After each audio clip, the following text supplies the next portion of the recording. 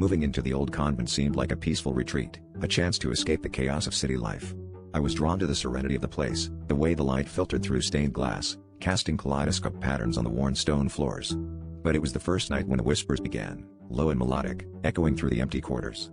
At first, I thought it was the wind or perhaps my imagination playing tricks on me, but as the nights wore on, the chants grew more distinct. The nuns' voices seemed to rise from the very walls, reciting prayers in a language long forgotten, and with each verse, I felt a chill sweep through my bones, as if the very air was alive with secrets.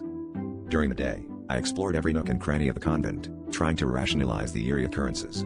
The library, with its dusty tomes and forgotten manuscripts, became my sanctuary. It was there that I found an old journal, hidden behind rows of theology books. The pages were yellowed and fragile, filled with entries from a nun who had lived there decades ago. Her words spoke of rituals meant to appease restless spirits, of a dark presence that lingered just beyond the veil of the living. She warned of nights when the chanting grew louder, calling to those who dared to listen. As the nights passed, the chanting became impossible to ignore. It was as if the convent itself was alive, breathing, watching. I began to see fleeting shadows at the corners of my vision, figures that vanished the moment I turned. Desperate for answers, I delved deeper into the journal, piecing together the story of a tragedy that had befallen the sisters who once lived there. Bound by a vow of silence, they had channeled their prayers into chants, hoping to keep the darkness at bay. But something had gone horribly wrong, trapping their souls within the walls for eternity. It was on the final night, as the moonlight bathed the convent in ethereal glow, that the truth was revealed. The chanting reached a fever pitch, reverberating through the halls as if the very building was crying out.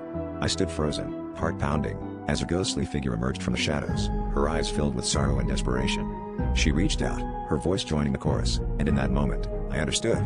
The spirits were not malevolent, they were pleading for release. With trembling hands, I whispered a prayer of my own, hoping to silence the chants once and for all. But as the final note faded, I realized the chilling truth: the convent had chosen me as its new guardian, and the whispers would never cease.